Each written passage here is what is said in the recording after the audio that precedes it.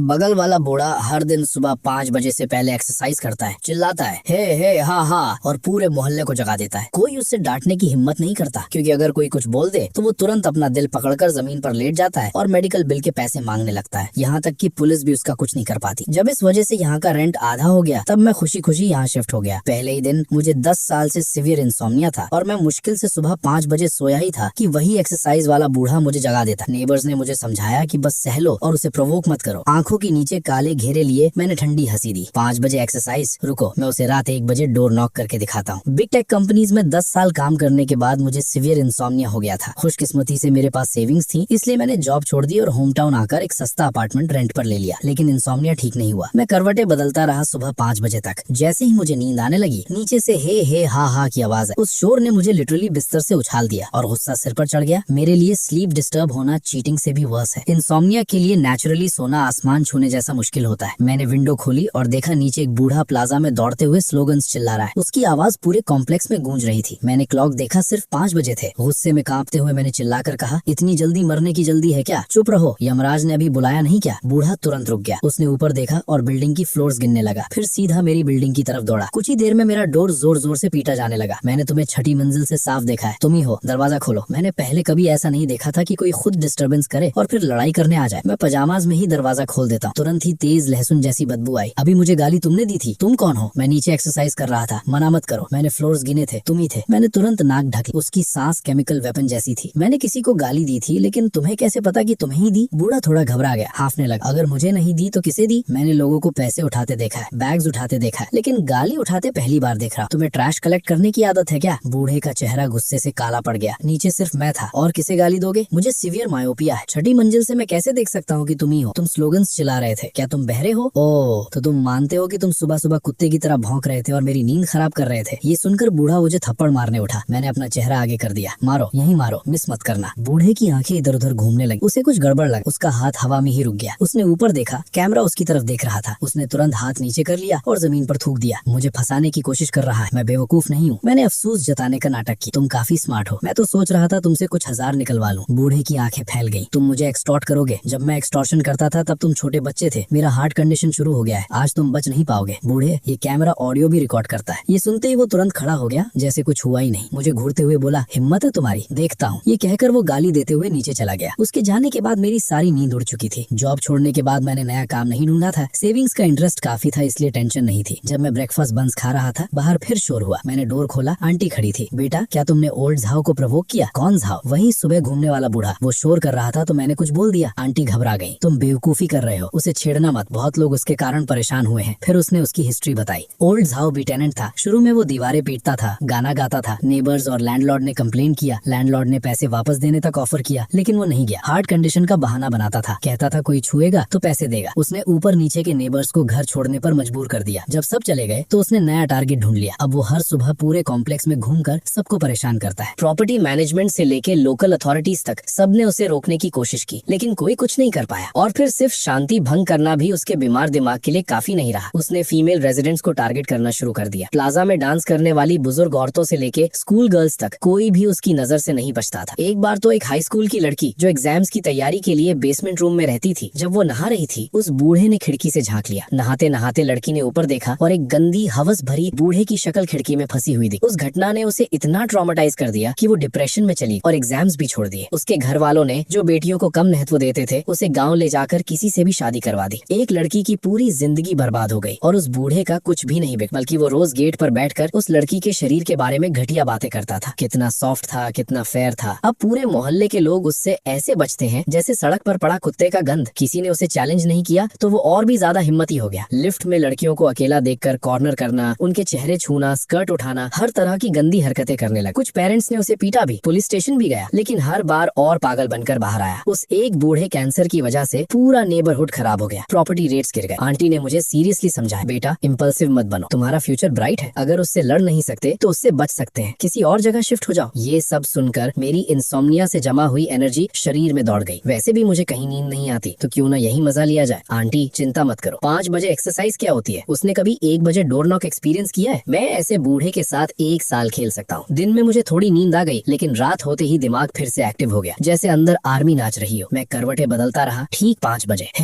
हाँ फिर शुरू। इस बार मुझे गुस्सा नहीं एनर्जी आई। मैं तुरंत ट्रैक सूट पहनकर नीचे गया और उसके पीछे पीछे चलने लगा। वो हे चिल्लाता, मैं ठीक 1 मीटर पीछे से हे दोहराता। वो डर कर उछल गया, पीछे देखा, मुझे देखा, नाक से आवाज निकाली और आगे चलने लगा। मैं चिपक गया। हे। वो अचानक रुका। तुम आखिर कर क्या रहे हो? मैंने उसकी तरफ भी नहीं देखा, बस बोला, वो 1000 साल का कछुआ हरामी। वो कुछ सेकंड समझ नहीं पाया, फिर रियलाइज हुआ कि मैं उसे इनडायरेक्टली गाली दे रहा हूँ। उसने गुस्से में हाथ उठाया। मैं खुशी से चेहरा आगे कर दिया। मारो। वो डर गया, कैमरा याद आ गया, हाथ हवा में ही रुक गया। मैं एक्सरसाइज कर रहा हूँ, तुम्हें क्या? मैं बोला, तुम करो, लेकिन अच्छे कुत्ते रास्ता नहीं रोकते, तुम क्यों रोक रहे हो? उसका चेहरा लाल हो गया। वो तेज भागने लगा, लेकिन उसकी बूढ़ी टांगे मुझे कैसे पछाड़ती। हम 1 मीटर डिस्टेंस पर ही रहे। वो चिल्लाता, मैं पीछे से रिपीट करता। पूरा नेबरहुड गूंज गया। उसका सोलो शो अब डुएट बन गया था। आंटी ने बताया था वो रोज 5 राउंड्स लगाता है, 1 घंटे तक, जब तक सबको जगा ना दे। लेकिन आज एक ही राउंड में दम निकल गया। वो गुस्से में ब्रेकफास्ट स्टॉल की तरफ भागा। मैं पीछे पीछे। क्या हुआ? आज सिर्फ 1 राउंड? बूढ़े हो गए क्या? दम नहीं रहा? उसने सोया मिल्क पिया, गुस्से में टेबल पर थूक दिया। मुझे कांपते हुए उंगली दिखाता रहा, बोल नहीं पाया। फिर आधा ब्रेड फेंक कर घर चला गया। रुको तुम। मैं कुछ नहीं बोला, बस उसके पीछे गया, उसका फ्लोर देख लिया, फिर वापस आ गया।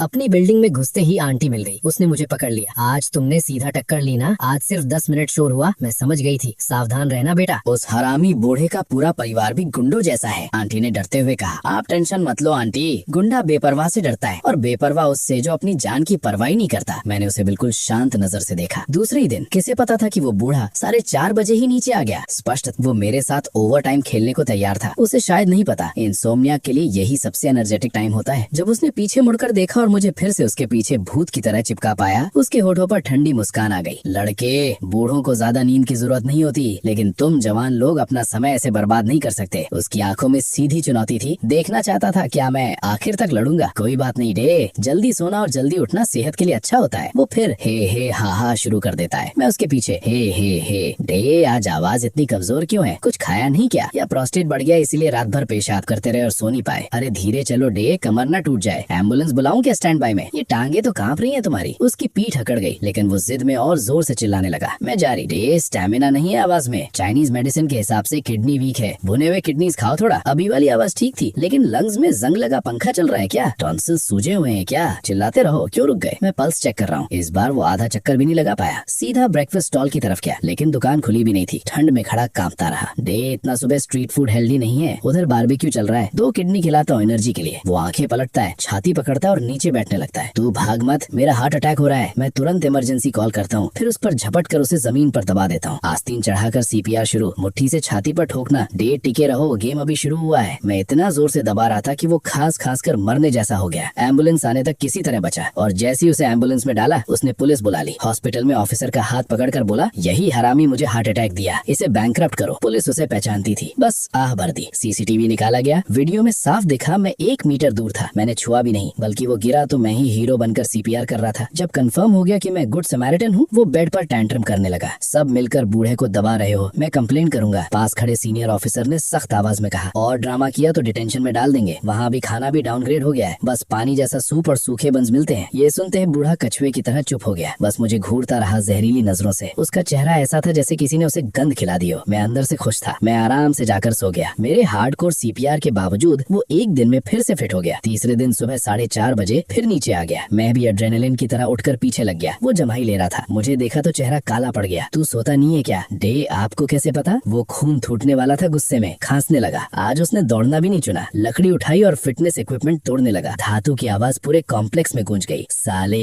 इस मोहल्ले में किसी ने मुझे चैलेंज नहीं किया। मैंने पीछे से 5-6 मीटर लंबा आयरन टिप्ड व्हिप निकाला। डे, ध्यान से देखो, अगर लग गया तो जिम्मेदारी नहीं लूंगा। और मैं घुमाने लगा। चाबुक हवा चीरते हुए उसके चेहरे के सामने से निकल रहा था। वो चिल्लाया, तू मुझे मारेगा? मैं तुझे नंगा कर दूंगा, कुछ नहीं बचेगा तेरे पास। मैंने उसकी बातों को बिल्कुल इग्नोर किया और बस वेब घुमाता रहा। वो कई बार मुझ पे झपटने की कोशिश करता, लेकिन हर बार वो सीटी मारती हुई वेब उसे पीछे धकेल दी थी। आखिर में वो सिर्फ गालियां देता हुआ दूसरी तरफ चला गया और वहीं जाकर सामान तोड़ने लगा। मैं उसकी परछाई की तरह पीछे लगा रहा, इतनी दूरी पर कि लगे नहीं, लेकिन डर बना रहे। कुछ ही मिनटों में उसका हौसला पूरी तरह टूट गया। उसने मुझे घूरा और चुपचाप निकल गया। मैं ठंडी हंसी हंसता हुए वापस जाकर सो गया। लेकिन अगली सुबह जैसे ही उसने फिर से चिल्लाना शुरू किया, मैंने दरवाजा खोला और सामने सड़ी हुई बदबू का हमला। 2 बैग गंदे कचरे के मेरे दरवाजे पर पड़े। परफेक्ट, मैं इसी मूव का इंतजार कर रहा था। मैंने दोनों बैग्स उठाए और नीचे भागा। वो बूढ़ा वहीं खड़ा, चेहरे पर वही स्मग स्माइल, जैसे कह रहा हो क्या कर ले। बिना कुछ बोले मैंने दोनों बैग्स उठाकर सीधे उसके सिर पर उलट दिए। सड़ा हुआ पानी, सब्जियां, हड्डियां सब उसके गंजे सिर पर बह गया। वो आधा सेकंड के लिए फ्रीज हुआ, फिर सुअर की तरह चीखने लगा। थोड़ी देर में पुलिस आ गई। उसे उस हालत में देखकर देखकर उनकी हंसी छूटते छूटते बची। मैं तुरंत सीरियस फेस बनाकर झुक गया। सॉरी डे, मुझे लगा कचरा आपके जैसे लोगों के पास ही बिलोंग करता है। गलती हो, लंबी उम्र जियो, बस जल्दी मत मर। पुलिस ने मुझे हल्की वार्निंग दी और निकल गए। बूढ़ा वहीं खड़ा चिल्लाता रहा, कोई सुनने वाला नहीं। उसे मजबूरी में घर जाकर नहाना पड़ा। उसी दिन किसी ने मुझे सीक्रेटली वीचैट ग्रुप में ऐड किया। पूरा ग्रुप उन्हीं लोगों से भरा था जिन्हें इस बूढ़े ने परेशान किया था। सैकड़ों लोग। मैं ज्वाइन करते ही ग्रुप एक्सप्लोड हो गया। एक लड़की ने डीएम किया, भाई कॉफी पीने चलोगे? मैंने तुरंत ब्लॉक कर दिया। इनसोम्नियाक को रात में कॉफी, सीधा मर्डर है। तभी ग्रुप में वार्निंग आई, भाई सावधान रहना, उस बूढ़े का बेटा गैंगस्टर है, वो अपने बाप से भी ज्यादा डेंजरस है। ग्रुप का सपोर्ट देखकर मेरा खून गर्म हो गया। सब टेंशन मत लो, मैं अकेला हूँ, जॉब भी नहीं, कोई फैमिली रिस्पॉन्सिबिलिटी नहीं। अगर भगवान भी आ जाए मैं पीछे नहीं हटूं। उसने मेरे घर तक आकर मुझे चैलेंज किया था, अब मैं पीछे कैसे हटता। 5वें दिन रात ठीक 1 बजे मैं नीचे गया और उसके दरवाजे पर जोर जोर से नॉक करने लगा। घर में सन्नाटा था। मैंने लात मारनी शुरू कर दी। इस फ्लोर पर पहले ही कोई नहीं बचा, इसलिए किसी को डिस्टर्ब होने का डर नहीं था। 10 मिनट बाद बूढ़ा चिल्लाया, दूर हो जा साले। मैं बोला, डे टाइम देखो, उठो और मॉर्निंग एक्सरसाइज करो। वो चिल्लाया, ये 1 बजे रात है। मैं बोला, डे दिमाग में छेद है क्या? फिर वो बोला, अगर फिर नॉक किया तो बेटे को बुलाकर तुझे काट दूंगा। मैं बोला, डे इतनी हिंसा की बातें क्यों? सुबह होने वाली है, अब उठकर मेहनत नहीं करोगे तो मरने के बाद अच्छी कब्र कैसे मिलेगी? जैसे ही वो दरवाजा खोलकर बाहर आने वाला था, मैं भागकर ऊपर चला गया। 2 बजे फिर गया, फिर नॉक, 3 बजे फिर गया। सुबह तक वो बिस्तर से उठने लायक नहीं रहा। पूरे 1 हफ्ते तक मैंने यही किया। रात में उसे सोने नहीं दिया। धीरे धीरे पूरा मोहल्ला शांत हो गया। ग्रुप में लोग मेरी तारीफ कर रहे थे। एक पल के लिए लगा जैसे मैं हीरो। लेकिन उसी शाम जब मैं खाना लेने नीचे गया, एंट्रेंस पर वो बूढ़ा खड़ा था और उसके पीछे एक बड़ा गंजा टाटू वाला आदमी। बूढ़ा कुत्ते की तरह भौंकते हुए बोला, बेटा यही है वो, मार इसे। मैंने कामली अपने चेस्ट पर लगे बॉडी कैम को एडजस्ट किया और मुस्कुराया। टैटू वाला आदमी मुट्ठी उठाता है, लेकिन जैसे ही उसने कैमरा देखा फ्रीज हो गया। तू वही है जिसने मेरे बाप को छेड़ा? मैं बोला, क्या कहा? तू चाहता है मैं तेरा बाप बनूं? इतना बड़ा बेटा नहीं चाहिए मुझे। वो बोला, जब मैं गैंग में था तू डायपर में था, तेरी उम्र 30+ है, बच्चे होंगे? कौन सा स्कूल? मैं बोला, सिंगल हूँ, कोई बच्चा नहीं। वो बोला, तो वाइफ गर्लफ्रेंड सब उठा लूंगा। मैं बोला, जन्म से सिंगल हूँ। तुम क्या बकवास कर रहे हो? मैंने अपना सारा समय बड़ी टेक कंपनियों में पैसे कमाने में लगा दिया, जब तक कि मैं लगभग गंजा नहीं हो गया। औरतों के लिए किसके पास समय है? वो गुंडा हैरान रह गया और उलझन में अपने चालाक बूढ़े बाप की तरफ देखने लगा। बूढ़े ने शर्मिंदगी से सिर हिलाया, ये लड़का सच में अकेला है। मैंने कभी इसके घर कोई औरत या बच्चा आते नहीं देखा। मैंने बूढ़े को अंगूठा दिखाया, डे तुम्हारी ये गिद्ध जैसी आंखें काफी तेज है। टैटू वाला गुंडा झुंझलाहट में सिगरेट जलाने लगा। ठीक है, तो तू पक्का कुंवारा है, तेरे पास नौकरी तो होगी ना, मान या ना मान मैं तेरी कंपनी तक पहुंच जाऊंगा। मैं मुस्कुराते हुए बूढ़े की तरफ मुड़ा, डे तुम पूरे दिन यही घूमते रहते हो, क्या कभी मुझे काम पर जाते देखा है? बूढ़ा कुछ देर हकलाता रहा और आखिर में मजबूरी में मान गया। ये छोटा हरामी सच में बेरोजगार लगता है। गुंडा पूरी तरह चुप हो गया। उसका चेहरा झुंझलाहट से हरा पड़ गया। 30 से ऊपर उम्र, ना बीवी ना बच्चे, घटिया मकान में रहता है और नौकरी भी नहीं। तू तो मुझसे भी बड़ा निकम्मा है। उसने मोटी उंगली से हवा में इशारा किया। मेरे बाप की सुबह की कसरत सिर्फ शौक है, अगर तू उसे फिर परेशान करेगा तो अपनी जिंदगी संभाल जाना। मैंने आराम से अपने सीने पर लगे कैमरे को थपथपाया और आज्ञाकारी तरीके से सिर हिलाया। समझ गया। धमकी और डराने वाली सारी बातें साफ रिकॉर्ड हो गई हैं। अब इसे पैक करके मोहल्ले के समूह के लोगों को भेजूंगा ताकि इसे इंटरनेट पर डाला जा सके। ये जवाबी हमला अब एक वायरल सीरीज बनने वाला है। ये देखकर कि उनकी धमकियां बेकार हैं, बाप और बेटा गालियां देते हुए चुपचाप निकल गए। अगली सुबह वो टैटू वाला बेटा सच में सुरक्षा देने आया। वो बूढ़ा के साथ उसकी सुबह की कसरत में शामिल हुआ, लेकिन उसकी हालत ऐसी थी जैसे वो मरने वाला हो। आंखों के नीचे गहरे काले घेरे थे, जैसे रास्ते में ही गिर पड़ेगा। मैंने अपना कैमरा उठाया और बाहर निकल पड़ा, एक प्रत्यक्ष अनुभव वाला वीडियो बनाने के लिए। ऐसा कंटेंट निश्चित ही वायरल होने वाला था। डे हे हा